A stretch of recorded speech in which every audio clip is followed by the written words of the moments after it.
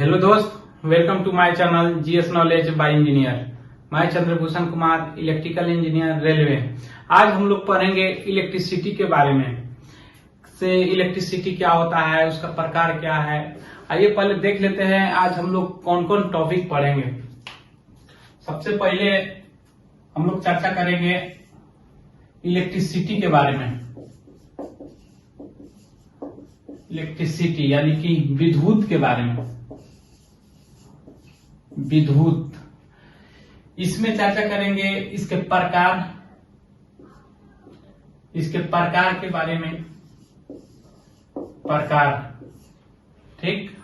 दूसरा में चर्चा करेंगे आवेश के बारे में।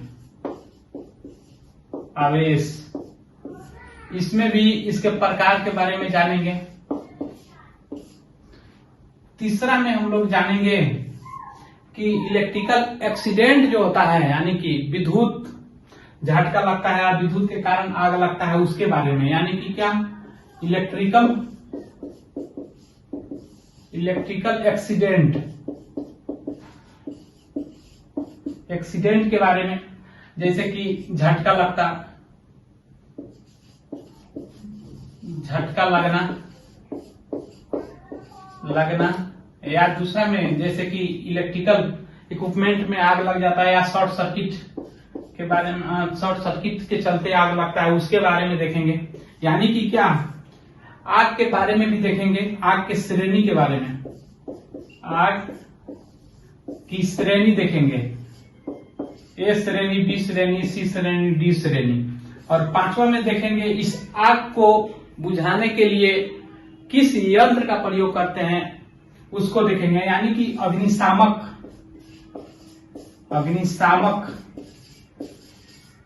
यंत्र और इसके प्रकार के बारे में, ठीक। ये सब टॉपिक पे आज हम लोग चर्चा करेंगे। विद्युत, आवेश, इलेक्ट्रिकल एक्सीडेंट और आग के श्रेणी के बारे में, और आग को बुझाने के लिए जिस इक्विपमेंट का प्रयोग करेंगे, अग्निशामक, उसके बारे में और उसके प्रकार के बारे में। तो आइए एक एक करके हम लोग देखते हैं विद्युत के बारे में। विद्युत के बारे में जानते हैं। विद्युत कहते किसे हैं? इलेक्ट्रॉन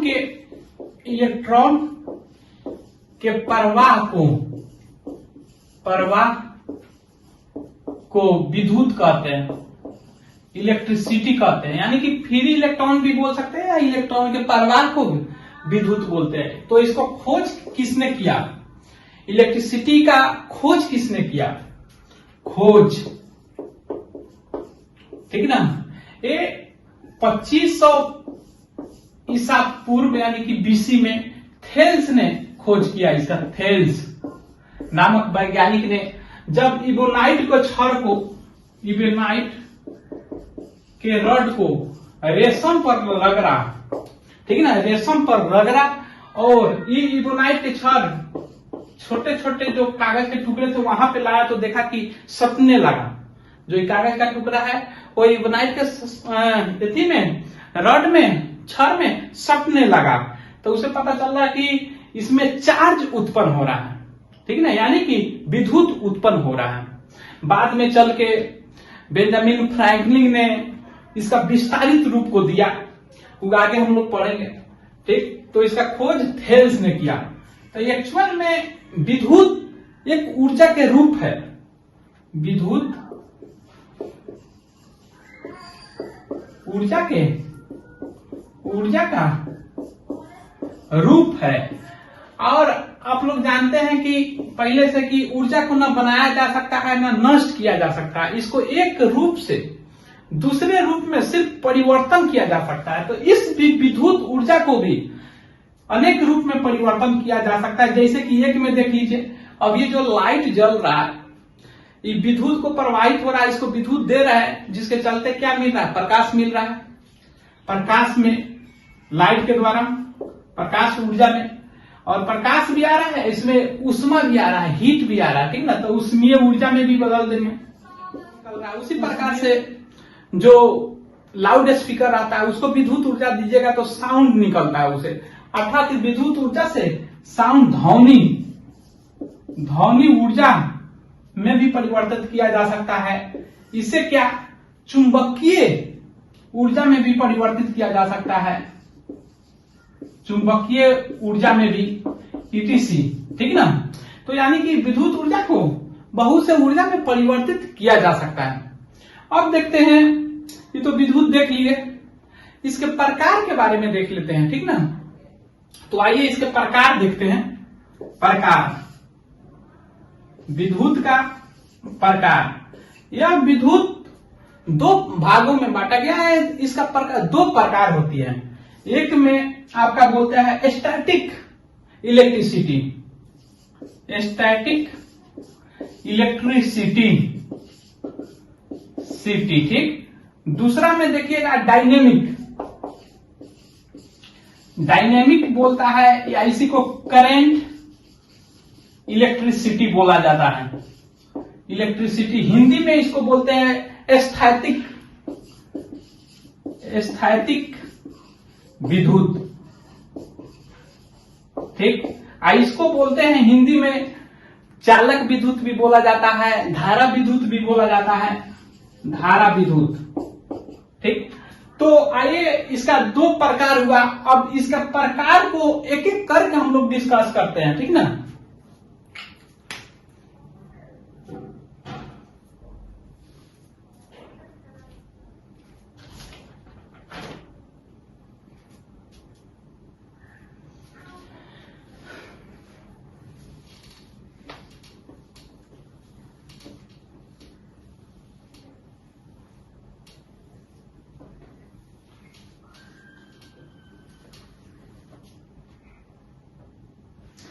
एक में देखते हैं स्थैतिक, स्थैतिक विद्युत के बारे में। विद्युत नामे से क्लियर है कि स्थैतिक, गतिमान नहीं। जब जो पदार्थ को रगड़ने से जो विद्युत उत्पन्न होगा उसे स्थैतिक विद्युत कहते हैं। अर्थात क्या, दो पदार्थ को आपस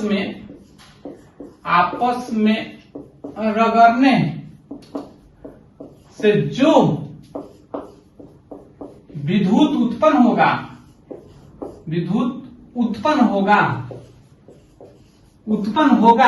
उसे स्थैतिक विद्युत, लिख लीजिएगा, उत्पन्न होगा उसे स्थैतिक विद्युत कहते हैं। जैसे देख लीजिए, इसके उदाहरण से क्लियर हो जाएगा। जैसे देख लीजिए कि वही इबोनाइट का जो छड़ था, रेशम पे रगड़ने पे उस पे आवेश हो रहा था, उसमें विद्युत उत्पन्न हो रहा था, वो विद्युत स्टैटिक विद्युत हो जाएगा। जैसे इबोनाइट के छड़ या रड और रेशम पर रगड़ने से जो विद्युत उत्पन्न हुआ वो स्टैटिक विद्युत हो गया। उसी प्रकार दूसरा में देख लीजिए, जो बादल को टकराने से जो चिंगारी निकलता है, विद्युत उत्पन्न होता है, वो भी स्टैटिक विद्युत होता है। जैसे कि बादल को टकराने से उत्पन्न विद्युत भी स्टैटिक होगा।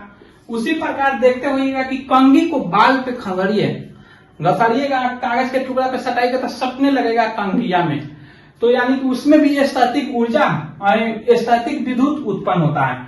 यानी कि कंघी और बाल के घर्षण से उत्पन्न विद्युत,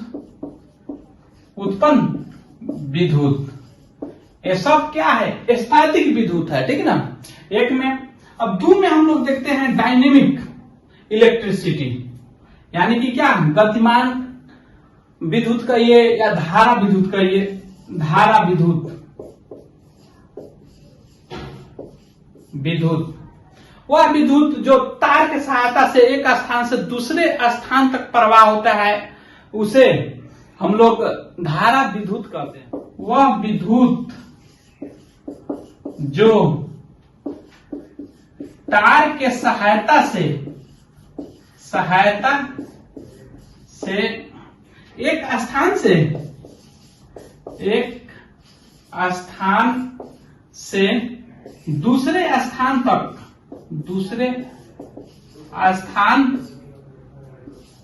तक गमन करती है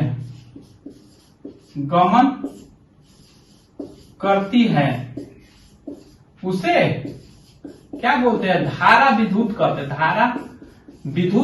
कहते हैं। जैसे देख लीजिए हमारे घर में या हम लोग के घर में जो विद्युत रहता है उसे धारा विद्युत कहते हैं। जैसे हमारे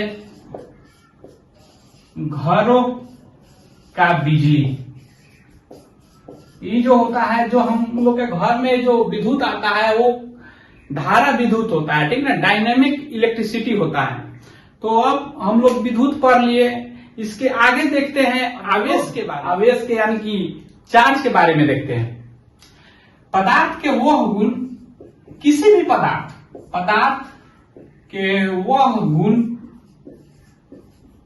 जिसके कारण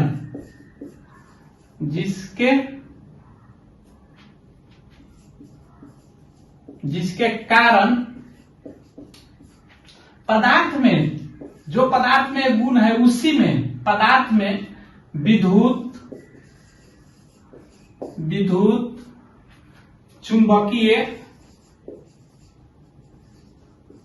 चुंबकीय वे विद्युत चुंबकीय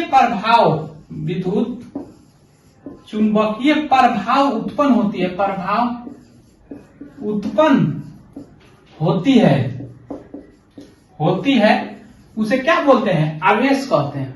तो ये क्या होगा? ये प्रॉपर्टी के किसी भी पदार्थ का गुण है जिसके चलते विद्युत चुंबकीय और विद्युत चुंबकीय प्रभाव उत्पन्न होता है। जैसे देख लीजिए कि जैसे ही इबोनाइट के छड़ को रेशम पे घसरा जा रहा था तो इस पे क्या हो रहा था? वही कागज के पास ले जा रहा था तो सट जा रहा था, तो ये भी एक प्रकार का चार्ज हुआ, आवेश हुआ। उसी प्रकार से यह क्या विद्युत उत्पन्न हो रहा था वहां पे। अब किसी भी वायर से, अगर ये वायर है, इस कंडक्टर से अगर करंट फ्लो कराते हैं तो इसमें भी क्या होता है? इसके चारों तरफ फील्ड प्रोड्यूस होता है, मैग्नेटिक फील्ड प्रोड्यूस होता है, ठीक ना, यानी कि चुंबकीय क्षेत्र होता है, चुंबकीय प्रभाव उत्पन्न होता है। किसके बहाने से? इलेक्ट्रॉन के बहाने से। तो वही कह रहा है किसी भी पदार्थ का वो गुण जिसके कारण विद्युत चुंबकीय और विद्युत चुंबकीय प्रभाव उत्पन्न होता है उसे आवेश कहते हैं, ठीक। तो आवेश को का सूचक है, इसका सूचित करते हैं क्यू से, ठीक। इसका मात्रक जो होता है कूलम्ब होता है, मात्रक जो होता है कूलम्ब, इसे सी से सूचित करते हैं। और किसी भी पदार्थ पर टोटल आवेश के लिए फॉर्मूला होता है Q equal two plus minus NE, यानी कि किसी भी पदार्थ पर कितना आवेश होगा उसको निकालने के लिए हम लोग ये फॉर्मूला को यूज करते हैं, जहां Q हो गया आवेश, चार्ज, N हो गया नंबर ऑफ इलेक्ट्रॉन, इलेक्ट्रॉन की संख्या, कितना इलेक्ट्रॉन है, इलेक्ट्रॉन की संख्या, ठीक। E हो गया एक इलेक्ट्रॉन पे चार्ज, E बराबर एक इलेक्ट्रॉन पे चार्ज, जो कि होता है minus 1.6 into 10 to power minus 19 coulomb, ठीक। क्लियर कर पाता है समझ में? अब देखिए ये चार्ज निकलेगा कैसे? जैसे मान के चलिए यहां पे कोई भी पदार्थ परमाणु से मिलकर बना होता है, तो पदार्थ का छोटा जो कण होता है परमाणु होता है, ठीक ना। मान के चलिए वो पदार्थ हाइड्रोजन है, ठीक ना। तो हाइड्रोजन परमाणु का बड़ा हाइड्रोजन गैस है, तो उसका छोटा लीजिएगा पार्ट तो परमाणु हाइड्रोजन आएगा। तो हाइड्रोजन अभी ई है, हाइड्रोजन परमाणु है। तो अगर पूछे कि इस पे आवेश कितना है, चार्ज कितना है, तो क्या आप लोग बताइएगा? अभी इस पे चार्ज जो है 0 है। पढ़ते हैं कि कोई भी परमाणु जो होता है वो उदासीन होता है, ठीक। तो अभी इस पे चार्ज कितना है? 0 है। जैसे ही अगर ये एक हाइड्रोजन जो है एक परमाणु को, इलेक्ट्रॉन को खोता है, तो ये बनाएगा, ठीक ना, H+1, ठीक, H+1 बनना है। तो अगर इस पे बोला जाए कि चार्ज कितना है, तो बोलेंगे क्या, हम निकालेंगे क्या, इस पे तो एक इलेक्ट्रॉन खो गया, यानी पॉजिटिव चार्ज में आ गया, और फार्मूला लगाएंगे। अगर यहां पे Q इक्वल टू क्या हो जाएगा, Ne, ठीक ना। अगर प्लस माइनस दे रहे हैं, प्लस माइनस जहां पे दे रहे हैं, इसका इंडिकेट चार्ज दोनों में हो सकता है, पॉजिटिव भी निगेटिव भी, देखेंगे आगे। तो एक इलेक्ट्रॉन खो रहा है तो पॉजिटिव चार्ज हो जाएगा, ठीक ना, तो पॉजिटिव हो जाएगा, पॉजिटिव को लिखेंगे नहीं। n बराबर एक इलेक्ट्रॉन जा रहा है तो एक हो जाएगा। एक इलेक्ट्रॉन पे चार्ज कितना होता है, 1.6 इंटू 10⁻⁻19 कूलम। तो इस पे चार्ज कितना हो जाएगा, प्लस में 1.6 इंटू 10⁻⁻19 कूलम चार्ज हो जाएगा। अगर यही एल्युमिनियम है मान के चलिए, तो अभी तो 0 है, बाद में चल के अगर एल्युमिनियम 3 को इलेक्ट्रॉन को खो देता है तो ये क्या बनाएगा, ये बनाएगा L प्लस प्लस प्लस 3, क्या एल्युमिनियम पे चार्ज +3। तो इस पे अगर चार्ज पूछे, Q का मान पूछे, तो क्या बोलेंगे, N की जगह पर पॉजिटिव है तो पॉजिटिव लिख देंगे या नहीं लिखेंगे। N की जगह पर कितना रखेंगे, 3 को है, देख लेंगे 3, एक पे कितना चार्ज रहता है, 1.6 इंटू -19 कूलम। हमेशा इलेक्ट्रॉन का ही पहले लूज कर गया तो सिर्फ चिन्ह बदलेगा, लेकिन ये जो रहेगा इलेक्ट्रॉन पे ही चार्ज के बराबर रहेगा। अगर प्रोटॉन का भी लेते हैं तो ये प्लस में आ जाता है, इलेक्ट्रॉन का लेते हैं तो माइनस में आ जाता है। तो कहावत है, फॉर्मूले में लिख दिए थे, इलेक्ट्रॉन की संख्या इंटू इलेक्ट्रॉन का चार्ज। सीधे देखना है पॉजिटिव है कि निगेटिव है बस। तो 3 हो जाएगा इस पे, अब पॉजिटिव है तो पॉजिटिव चिन्ह हो जाएगा, और गुना एक इलेक्ट्रॉन की आवेश से गुना कर देंगे तो क्या हो जाएगा, 16×48 इंटू 10⁻⁻19 कूलम।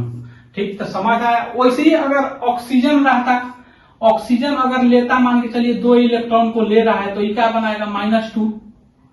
ठीक, तो इसका निकालते तो Q बराबर क्या हो जाता है, N के, ये तो -2 है तो माइनस हो जाता, ठीक, N के जगह पर कितना 2 है, 1.6 इंटू 10⁻⁻19 कूलम हो जाएगा।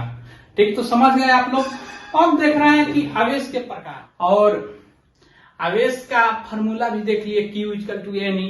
अब किसी भी परमाणु पर किसी भी पदार्थ का चार्ज हम लोग आसानी रूप से वो दोनों फॉर्मूला, अगर इलेक्ट्रॉन की संख्या दिया रहेगा, E बराबर तो हमेशा जानकारी रहबे करेगा, उसका फिक्स वैल्यू है, तो इलेक्ट्रॉन की संख्या दे दिया रहेगा, पॉजिटिव निगेटिव साइन दे दिया रहेगा, या लूज या ग्रहण या लूज, यानी कि इलेक्ट्रॉन का अगर त्याग हो तो पॉजिटिव आ जाएगा, और ग्रहण है, इलेक्ट्रॉन अगर ग्रहण करता है तो निगेटिव हो जाएगा। तो इसमें ही चार्ज में ही क्या कह सकते हैं, चार्ज क्या बताता है, आवेश एक प्रकार से क्या दिखाता है, प्रदर्शित क्या करता है, किसी भी पदार्थ द्वारा इलेक्ट्रॉन के ग्रहण या त्याग को दिखाता है। आवेश इलेक्ट्रॉन के ग्रहण या अधिकता बोल सकते हैं, ग्रहण या त्याग को दिखाता, त्याग को दिखाता है।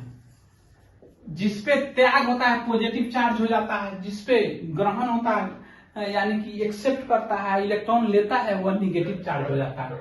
अब इसके आवेश के प्रकार के बारे में बात करते हैं। प्रकार, आवेश 2 प्रकार की होती है।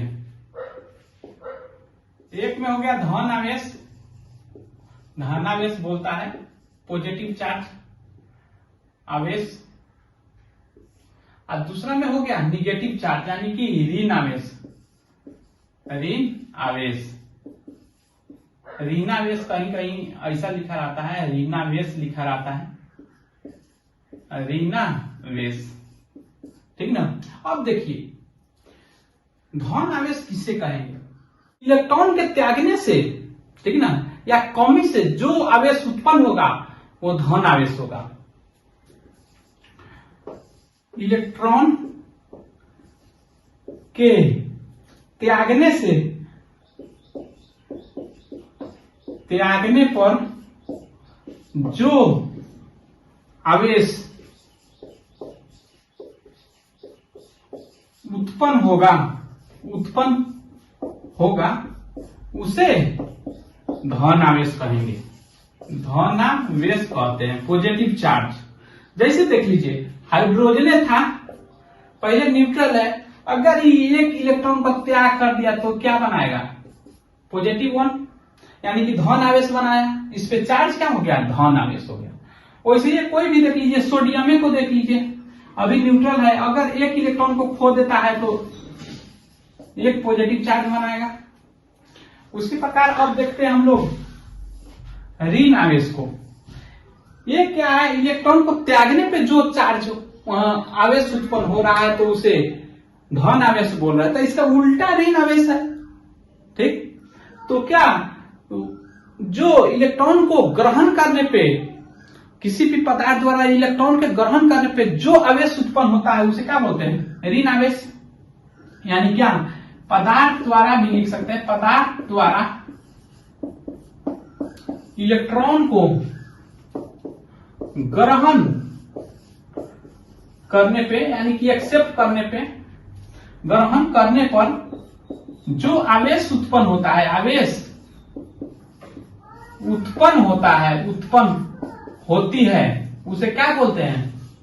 उसे ऋण आवेश बोलते हैं। यानी कि इलेक्ट्रॉन को जाना, इलेक्ट्रॉन हमेशा ऋणात्मक होता है, अगर चला गया तो पॉजिटिव हो जाएगा, अगर और आ गया तो निगेटिव हो जाएगा। जैसे देख लीजिए, ऑक्सीजन है, तो ऑक्सीजन तो अभी न्यूट्रल है, मान के चलिए ऑक्सीजन 2 इलेक्ट्रॉन को ले रहा है, तो इस पे क्या हो जाएगा? -2 चार्ज, यानी कि निगेटिव चार्ज हो जाएगा अभी। ठीक, तो अब हम लोग देख लिए आवेश, देख लिए आवेश के प्रकार, देख लिए अगर किसी भी पदार्थ पर आवेश निकालना है तो उसका फार्मूला भी देख लिए। ठीक है ना। अब हम लोग देख लेते हैं इलेक्ट्रिकल एक्सीडेंट के बारे में, जो ट्रेड में बार बार एग्जाम में पूछता रहता है, एलपी टेक्नीशियन का। ठीक है ना, ये बहुत महत्वपूर्ण चैप्टर है, इससे रिलेटेड एक ना एक क्वेश्चन आता है। तो अब हम लोग देखते हैं इलेक्ट्रिकल एक्सीडेंट के बारे में। इलेक्ट्रिकल एक्सीडेंट, इसको हिंदी में बोला जाता है वैद्युतिक दुर्घटना।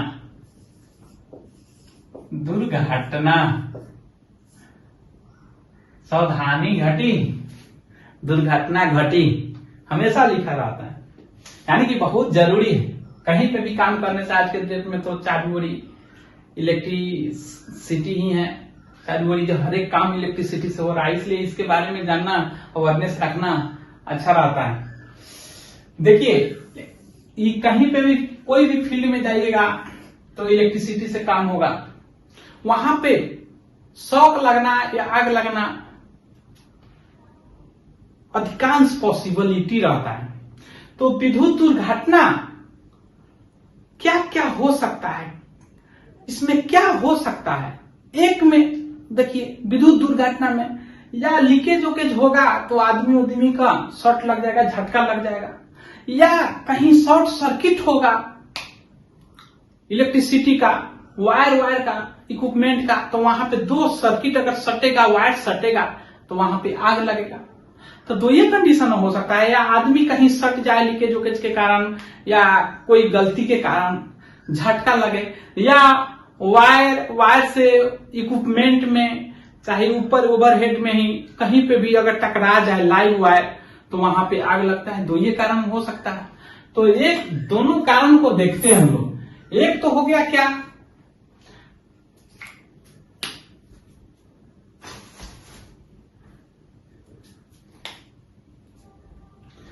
एक क्या हो जाएगा, झटका लगना,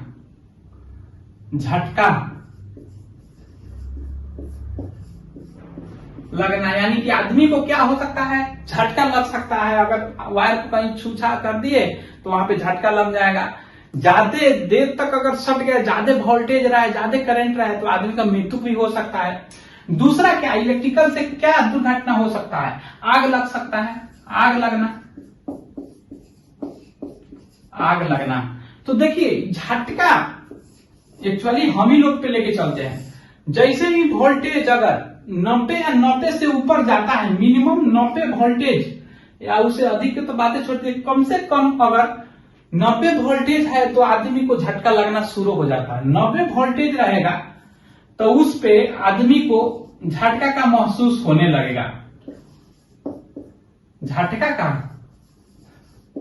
का अनुभव होता है।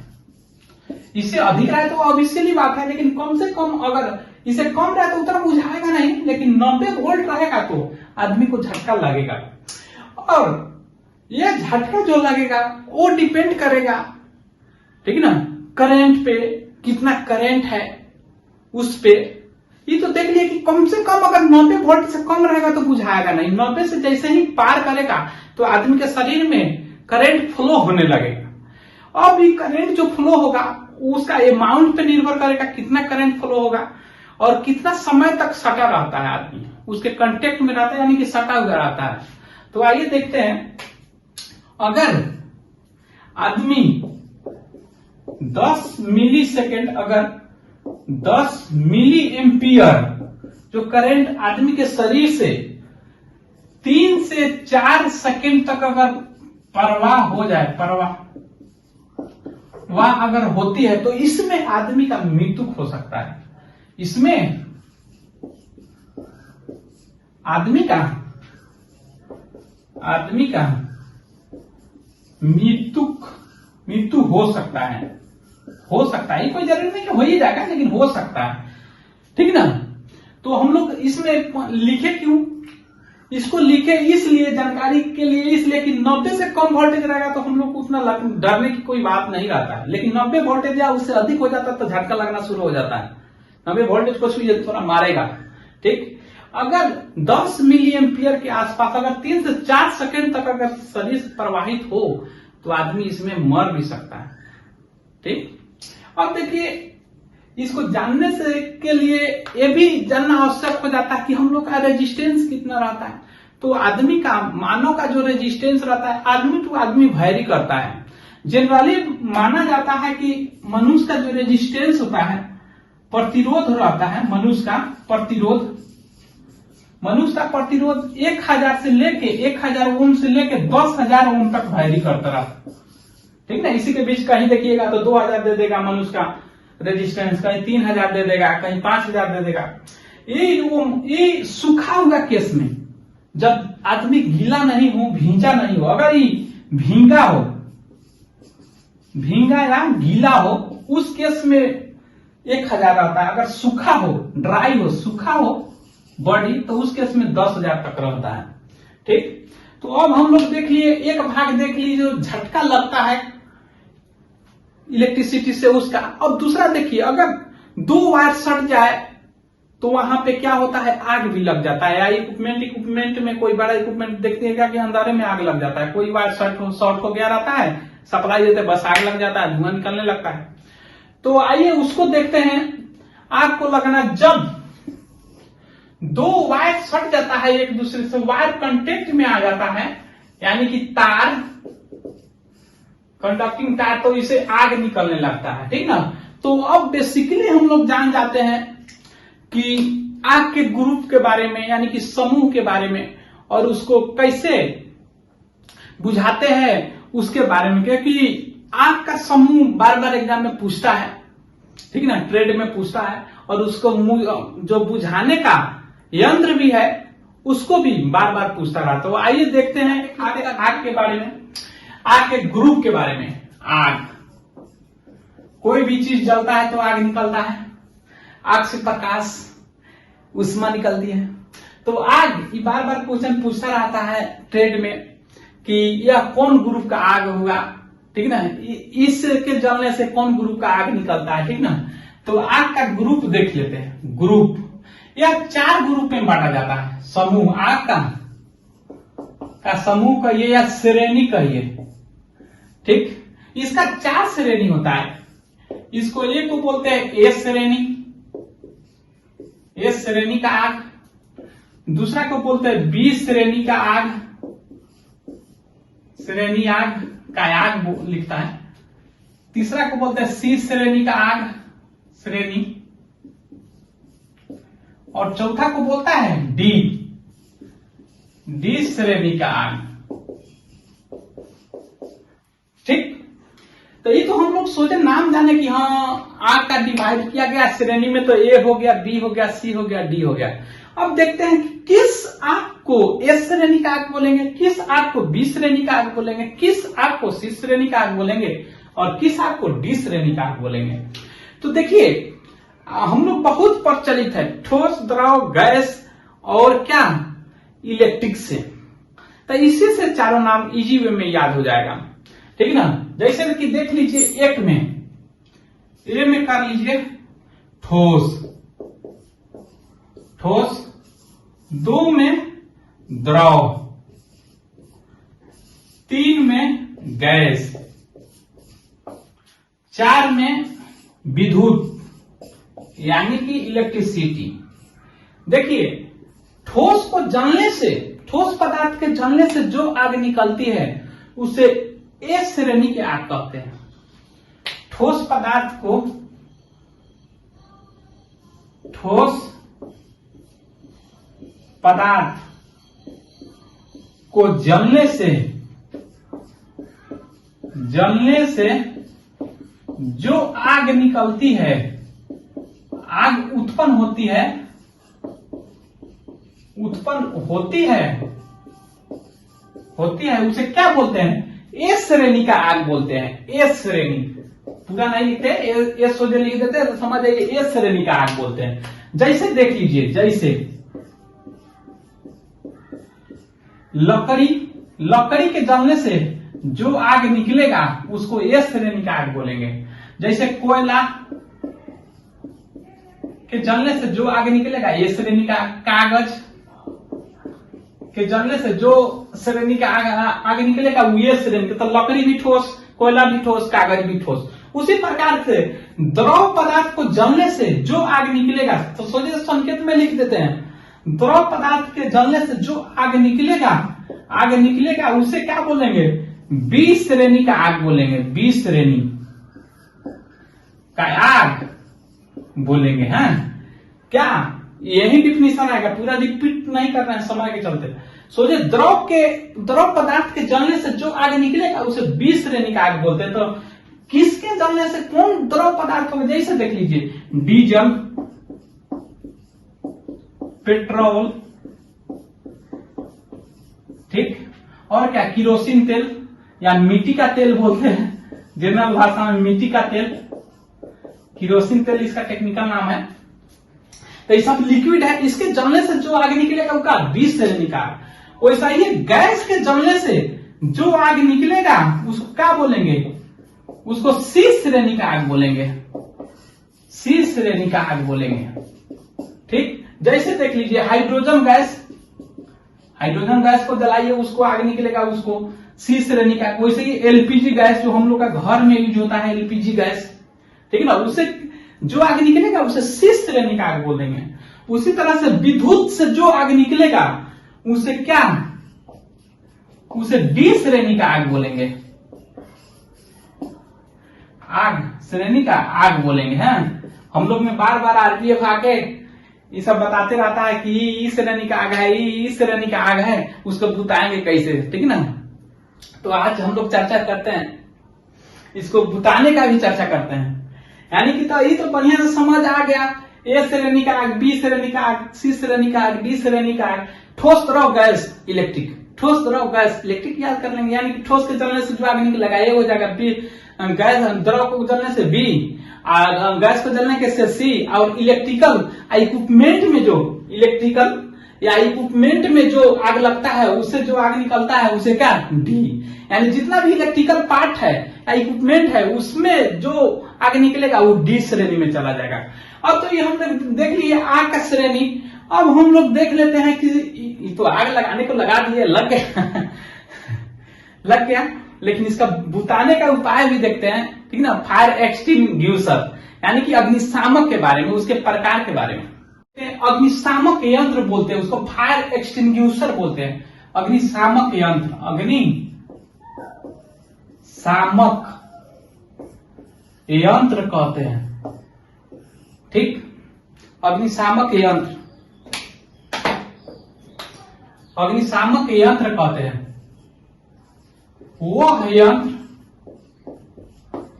जिसका प्रयोग आग को बुझाने के लिए किया जाता है। आग को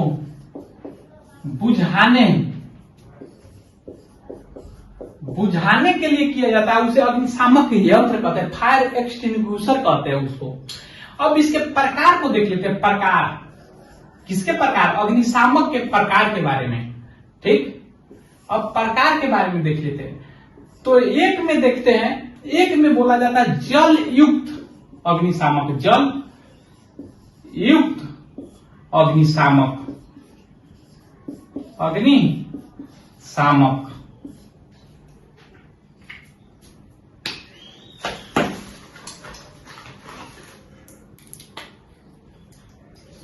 एक में हो गया जल युक्त अग्निशामक, एक में हो गया।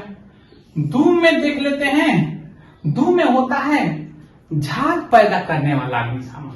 झाग, जल के साथ झाग पैदा करने वाला अग्निशामक, अग्निशामक। ठीक, तीन में देख लेते हैं। तीन में जो होता है यह होता है आपका कि उस पे जो उसको बुताने के लिए सूखा पाउडर का यूज किया जाता है। तो तीन में देखते हैं सूखा पाउडर वाला, शुष्क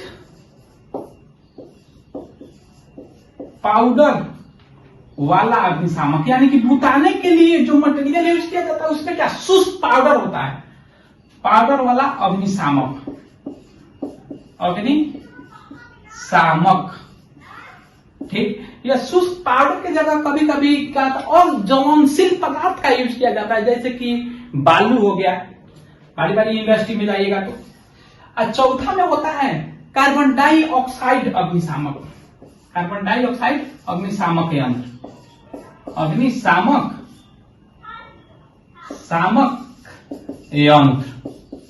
ठीक, अब पांचवा में होता है आपका carbon tetra chloride, carbon tetra chloride अग्निशामक, carbon tetra CeCl4, carbon tetra chloride अग्निशामक।